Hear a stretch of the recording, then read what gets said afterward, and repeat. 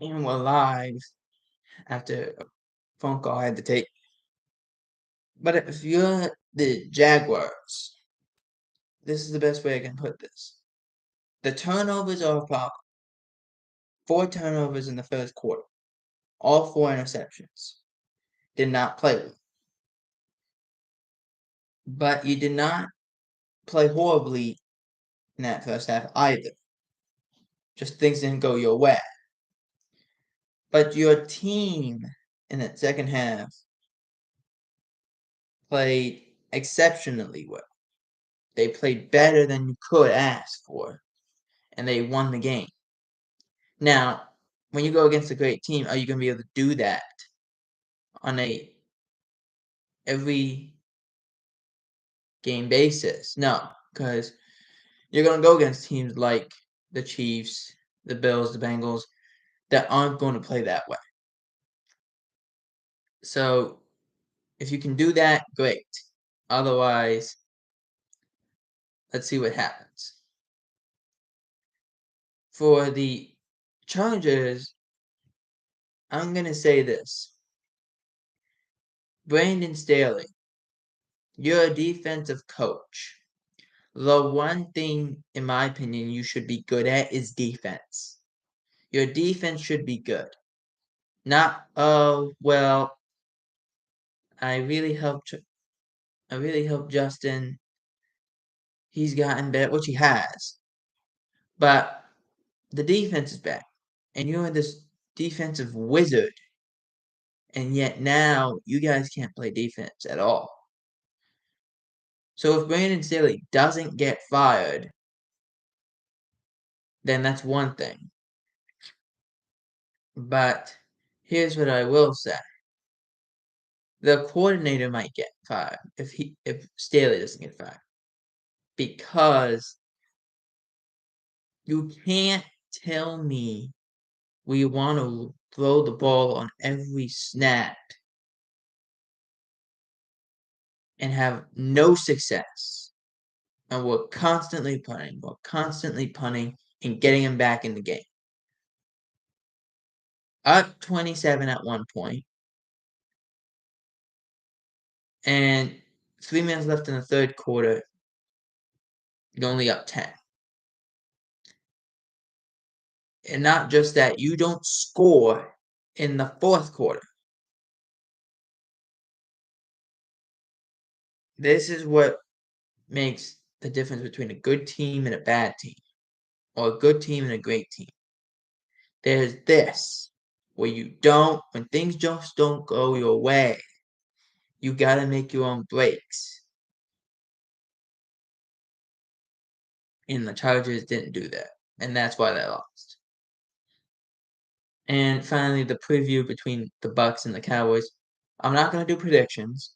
Predictions will be done on Wednesday because of Super Wildcard Weekend is still happening. But I will say this.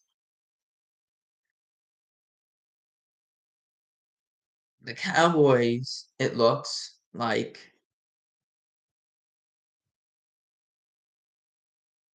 Tyler Biadasz, their center, is going to go. This is a huge thing to happen for the Cowboys on the offensive line because Biadasz. Oh, hang on, what day is it? Today is the 16th. Biadasz on the 29th of December. So I would believe that's 18 days, if I remember math correctly, 18 days since an ankle injury. How good is he going to be? I don't know. All I can tell you is this. Wednesday, Thursday, Friday, and Saturday, he practiced. And I believe it was Thursday, Friday, and Saturday, he practiced in full. So he's got an ankle basically made of rubber at this point. Because that thing is good enough for him to go. That's impressive. Jonathan Hankins, they still gonna make him moving from injured reserve, which I believe that's in the works. And then finally, the cornerback 2 for the Cowboys might be Xavier Rhodes. He's gotten a lot of practice, and the Cowboys seem very pleased by him. Now, Rhodes is not what he once was. That's not what we're talking about. But you got rookies and guys that haven't played a whole lot, and guys that have that are just not there yet, or won't ever be. They won't be a good football player. You tried Trayvon Mullen, that didn't work. Against Washington, that didn't work. Nahshon Wright is gonna get targeted all the time. Maybe you put him out there a couple times, but he's gonna get targeted a lot. Kelvin Joseph, that just flopped. It didn't work. All of these things happened after Anthony Brown suffered his injury. And I said, well, what about Israel Mukuamu? Well, they didn't want to do that because he doesn't really play corner. I mean, he's played corner. They changed him from a corner to a safety. So it's not like he can't do it. But I understand. And moving, before we go to the Tampa Bay side, there was a report came out that Micah Parsons was not at practice as of Saturday. Let me give you the reason of why. Micah Parsons became a girl dad on Saturday. That's a good reason not to go to practice. Now, yes, he has his son, but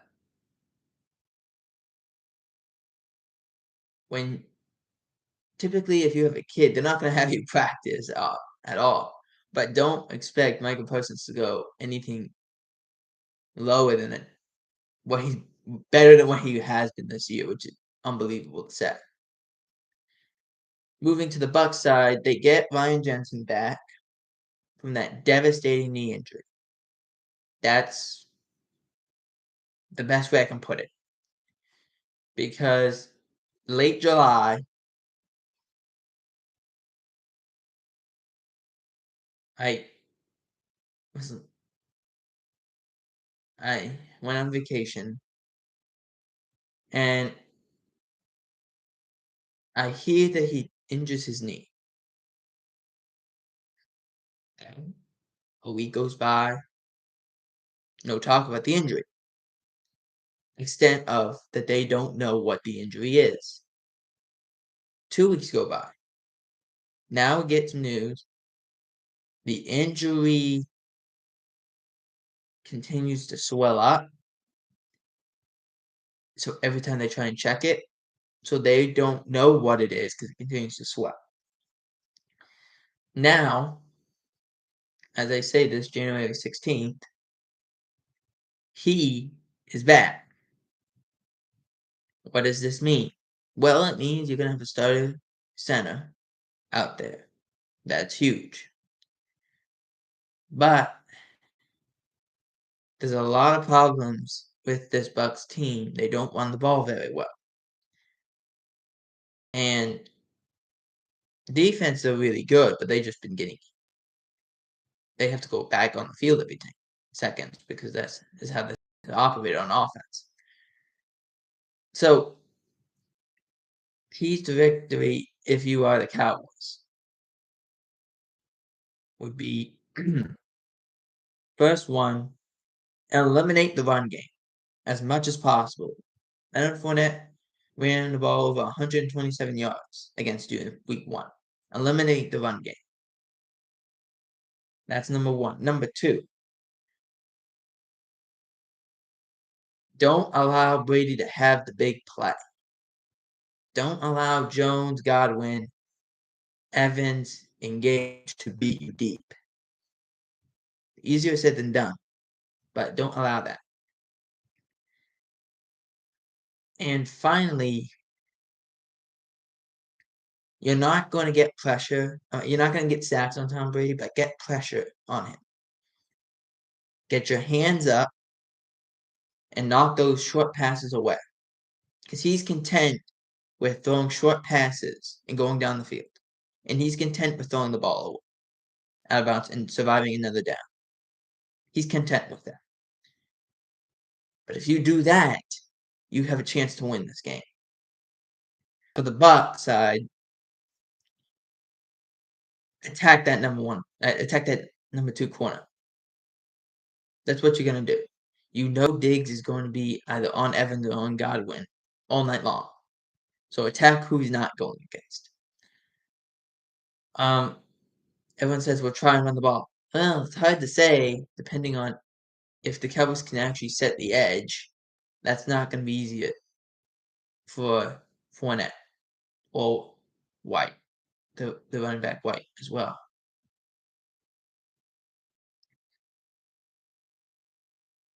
And last thing, remember you got Tom Brady on that side. You're never out of it. But I can tell you what the Cowboys have been saying. They've heard they've lost the 7 meetings that Tom Brady's gone against them. They've heard that.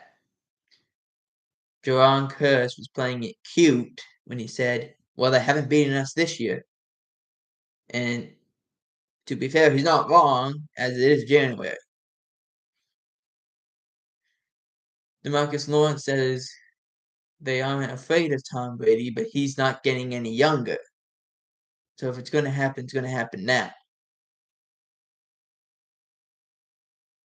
But the Cowboys, I think, have this mantra in their heads.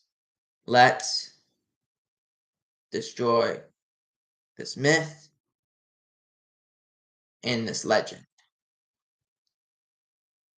Final note, there was rumors going around that Mike McCarthy was going to get fired after this game. The Cowboys said that's not going to happen.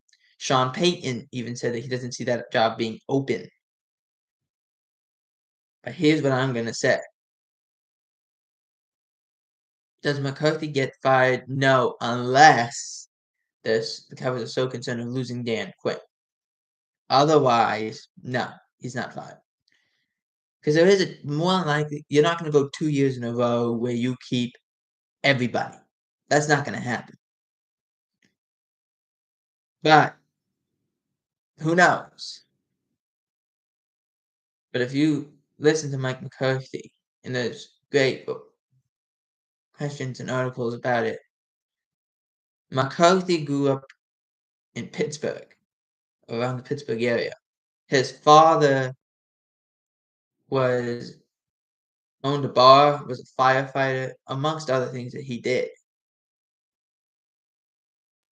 McCarthy knows what toughness is. He's seen it his whole life. The players, they rave, not just about Dan Quinn, they rave about Dan Quinn, but they rave about Mike McCarthy. I don't know where anyone's getting this information that everyone hates Mike McCarthy, because the Cowboys and the Cowboys players rave about Mike McCarthy. And Dak Prescott said the fact that he's rumored on the hot seat that he could get fired is comical. NFL world next time.